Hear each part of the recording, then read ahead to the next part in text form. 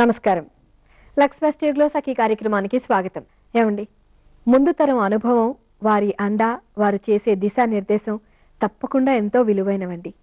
అందుకే మన ఇంటి పెద్దని ఎంత గౌరవిస్తామో, ఆదరిస్తామో, కృతజ్ఞత చూపిస్తామో అంతే గౌరవం, ఆదరణ, కృతజ్ఞత ఆ వయసు వాళ్ళు ఎవరు కనిపించినా కనపరచాలంటారు. అది వారి అనుభవానికి ఇచ్చే గౌరవం, వారి సేవకు చూపించే కృతజ్ఞత, వారి వయసుకిచ్చే ఆదరణ. అవి వారిని తృప్తిపరుస్తాయి, మనసుని ఉత్తేజపరుస్తాయి, మిగిలిన జీవితంపై వాళ్ళకి ఆశని పుట్టిస్తాయి, మమకారాల్ని పండిస్తాయండి. ఈ విషయాన్ని ఎందుకు ప్రత్యేకంగా చెప్పుకోవటం? అది మన భారతీయ సాంప్రదాయంలోనే ఉంది కదా అంటారా? కానీ ఆ సాంప్రదాయ గుబురులో ఆకుల్ని రాల్చటం మొదలైపోయిందండి. కాబట్టే ఎన్నో వినకూడనివి మనం వినాల్సి వస్తోంది. 70 ఏళ్ల అనుభవం నిరాదరణగా, నిస్సహాయంగా, చిన్నపాటి ఆదరణ కోసం ఎదురు చూస్తోందండి. సకలు ఈరోజు సీనియర్ సిటిజన్స్ డే అండి. పెద్ద వయసు వాళ్ళు కనిపిస్తే తప్పకుండా అభినందనలు చెప్పి వారితో ఒక 10 నిమిషాలైనా గడపాల్సిన రోజు. ఈ విషయం మర్చిపోకండి. ఇప్పుడైతే ఈ కార్యక్రమం చూసేయండి, ఆ తర్వాత మళ్ళీ మాట్లాడుకుందాం.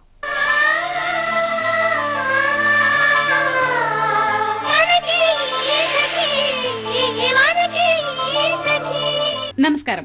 ఈరోజు అక్టోబర్ 1 సీనియర్ సిటిజన్స్ డే. వయసు మీద పడడంతో జీవితం స్తబ్దుగా మారిపోతుంది అనుకోవడం పొరపాటని, అందుకు మేమే సాక్ష్యం అంటున్న కొంతమంది మహిళలు వీరు. 60 ఏళ్లు పైబడిన వయసులో కూడా వారి మనసుకి తృప్తినిచ్చే వివిధ వ్యాపకాలతో ప్రతిరోజుని అందంగా, ఆనందంగా మలుచుకుంటున్నారు.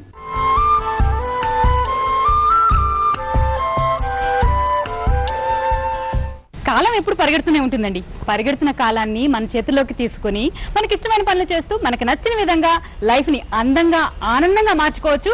దానికి వయసుతో సంబంధం లేదు అని నిరూపిస్తున్న మహిళలు కొంతమంది మనతో ఉన్నారు. వాళ్ళతో మాట్లాడదాం. మరి చాగంటి కృష్ణకుమార్ గారితో మాట్లాడదాం. మీకు అలసట అనిపించలేదా అండి? ఎప్పుడు అనిపించదమ్మా. అంటే శారీరకంగా అలసట అనిపించినా ఏదో చదువుకోవడం, రాసుకోవడంలో మళ్ళీ రీజువనేట్ అయిపోతూ ఉంటాము. అసలు నేను రిటైర్ అయ్యానని, నాకు 60 ఏళ్ళు వచ్చాయని అనిపించదు అసలు. నిజంగా రిటైర్ అయిన తర్వాత ఇంకా హ్యాపీగా ఉంది, ఎందుకంటే లీజర్ టైం దొరికింది. అది అన్నమాట. లక్ష్మి గారు నమస్తే అండి.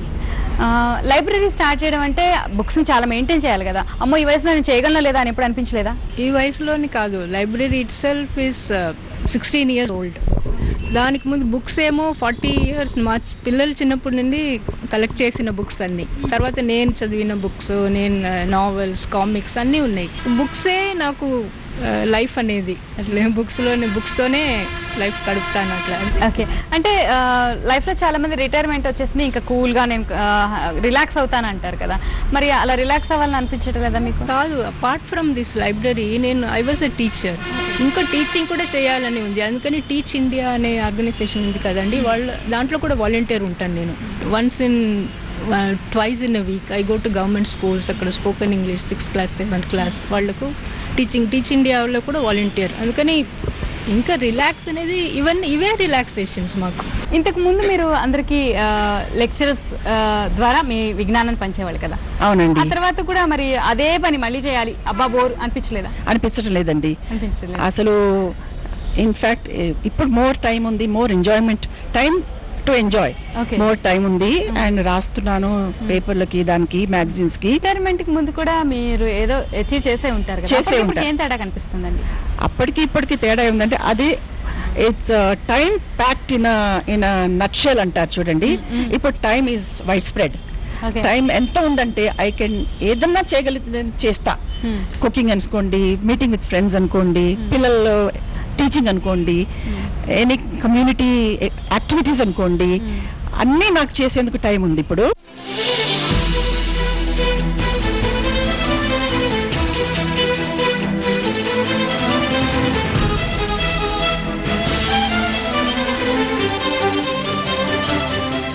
లైఫ్ ఎలా అనిపిస్తుంది మీకు? చాలా హ్యాపీగా ఉంది, చాలా వెరీ హ్యాపీ. ఎందుకంటే నా లైఫ్ లో నేను ఇప్పుడే సెకండ్ ఇన్నింగ్స్ స్టార్ట్ చేశాను. ఇప్పుడు నా టైం నాకుంది, బోల్డ్ టైం ఉంది. ఇదంతా కూడా బాధ్యతలు వాటన్నిటి నుంచి తప్పించుకుని కదా, అవన్నీ తీరిపోయిన తర్వాత ఇప్పుడు నా టైం నాకుంది కనుక దీన్ని సద్వినియోగం చేసుకుంటున్నాను. నా కుటుంబం కోసం కాకుండా నలుగురి కోసం కూడా బతుకుతున్నాను అన్నమాట. దీంతో నాకు చాలా సంతోషంగా ఉంది. ఈ యాత్రలు చేయటం అనేది మాకు కొంచెం సరదా విషయం అన్నమాట.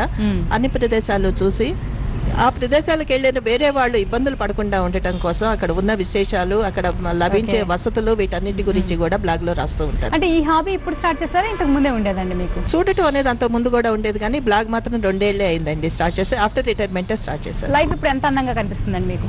ఎంత కొత్త వాటిని నేర్చుకోవటం, కొత్తవన్నీ చూసుకోవటం తెలిసింది. మా పిల్లలకి టెక్నికల్ ఎడ్యుకేషన్ అవి ఇవ్వాలి, కొంచెం పేరెంట్స్ని చూసుకోవాలని మా వారు వాలంటరీ రిటైర్మెంట్ తీసుకొని వచ్చి ఇక్కడ రిటైర్ అయినారు. అప్పుడు బ్యూటీ కోర్స్ నేర్చుకొని బ్యూటీషియన్గా పార్లర్ నడిపించాను. తర్వాత ఇక పిల్లలు సెటిల్ అయినారు, వాళ్ళ పిల్లలు సెటిల్ అయిపోయినారు. అందుకని ఇప్పుడు ఎవరి బాధ్యతలు వాళ్ళకి అప్పగించేసేసి నేను ఫ్రీ అయిపోయి అందరూ ఏంటో కంప్యూటర్ అంటున్నారు, అదేదో నేర్చుకుందామని ఇన్స్టిట్యూషన్లో చేరి కంప్యూటర్ నేర్చుకున్నానండి. ఆ కంప్యూటర్ నేర్చుకున్న తర్వాత తెలుగులో బ్లాగ్ రాయొచ్చు అని తెలిసేసి సరే మనకు తెలిసిన విషయాలు, మనం చూసినవి, మన లైఫ్లో ఉన్న హ్యాపీనెస్ మనం ఇంకొకరితో షేర్ చేసుకోవచ్చు కదా అని సాహితీ అనే పేరుతోటి బ్లాగ్ స్టార్ట్ చేశానండి. పిల్లలు, కుటుంబ బాధ్యతలన్నీ తీరిపోయిన తర్వాత ఇప్పుడు నేను నా కోసం బతుకుతున్నాను అంటున్నారు వరలక్ష్మి గారు. వరలక్ష్మి గారితో మాట్లాడదాం. వరలక్ష్మి గారు చెప్పండి, ఎందుకని ఇప్పుడు నేను నా కోసం బతుకుతున్నాను అంటున్నారు మీరు? ఇన్నాళ్ళు బాధ్యతలు వాటిలో పడండి, మనకి ఖాళీ సమయం అనేది దొరకదు, చాలా హడావుడిగా టైం అయిపోతూ ఉంటుంది. ఇప్పుడు మేము ఫ్రీ బర్డ్స్ లాగా అయిపోయినాం. ఇప్పుడు చాలా లైఫ్ ఎంజాయ్ చేస్తున్నాం. ఇప్పుడు నేను ఎప్పుడో చిన్నప్పుడు మర్చిపోయిన వీణ కొనుక్కున్నానండి. ఇప్పుడు వీణ ప్రాక్టీస్ చేసుకుంటున్నాను. ఇప్పుడు మా కోసం ఒక పాట పాడి వినిపిస్తారా? ఎవరు నేర్పేరమ్మ ఈ కొమ్మకో, పూలిమ్మ నీరెమ్మరెమ్మకో, ఎంత తొందరలే హరి పూజకు, పొద్దు పొడవక ముందే పూలిమ్మని, కొలువైతివా దేవి నా కోసము, తులసి దయా పూర్ణ కలసి.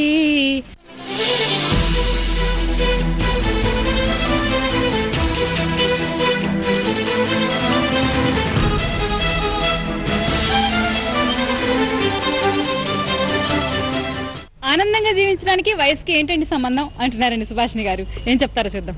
మనసు సంతోషంగా ఉంటే ఏమన్నా చేసుకోవచ్చు, ఏ ఏజ్లోన్నా చేయవచ్చు.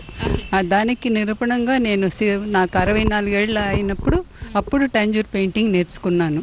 ఇప్పటికీ చేస్తున్నాను అదంతా. నమస్తే అండి. నమస్తే. సో మీకేమన్నా వయసుకి, జీవితానికి, ఐ మీన్ సంతోషానికి, వీటన్నికి ఎప్పుడైనా లింక్ కనిపించిందా? ఇంతవరకు అనిపించలేదు. ఏమో ఒక హాబీలో లైక్ పెయింటింగ్, కుట్లు అది చేస్తుంటాం.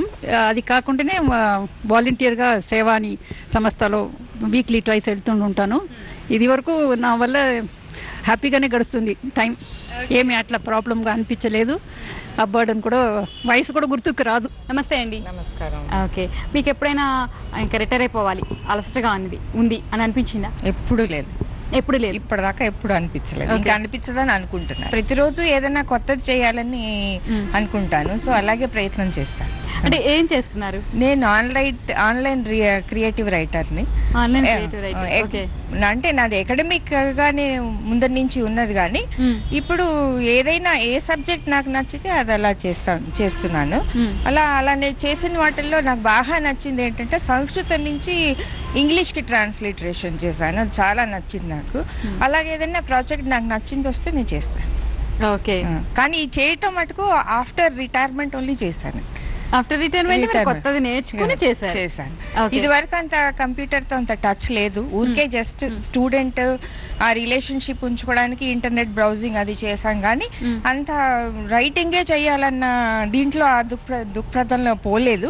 ఇప్పుడు రిటైర్ అయిన తర్వాత మటుకు ఐ కాన్సన్ట్రేటింగ్ ఆన్ దిస్. నమస్తే అండి. నమస్తే. మీకు ఎప్పుడైనా అనిపించిందా అంటే ఇంకా నేను రిటైర్ అయిపోవాలి, లేకపోతే? నేను అసలు రిటైర్మెంటే ఉండదండి. ఎందుకంటే ఏజ్ అనేది కాదు. 20 ఏళ్ళు వాళ్ళు అలసిపోతున్నారు, 60 ఏళ్ళు వాళ్ళు అలసిపోతున్నారు. కాబట్టి అక్కడ ఏజ్ కాదు ముఖ్యం. కాబట్టి విల్ పవర్, పాజిటివ్ థింకింగ్ ఇవన్నీ ఉంటే ఏదైనా సాధించవచ్చు అనేది నా మొదటి ఉద్దేశం.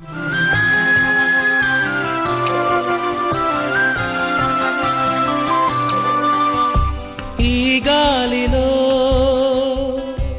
ఏ మమతలో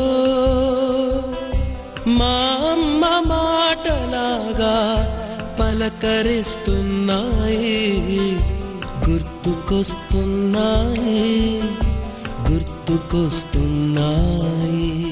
వావ్, లైఫ్ ఈజ్ బ్యూటిఫుల్ కదండి. అయితే ఆ బ్యూటిఫుల్ గా మార్చుకోవడం అనేది మన చేతుల్లోనే ఉంది అని నిరూపిస్తున్నారు వీరంతా. మరి చాలా స్ఫూర్తిదాయకంగా అనిపిస్తుంది కదా. థ్యాంక్ యూ సో మచ్ అండి. జీవితాన్ని ఎంత అందంగా ఆనందంగా మార్చుకోవచ్చో మిమ్మల్ని చూస్తే తెలుస్తుంది. Thank you so much.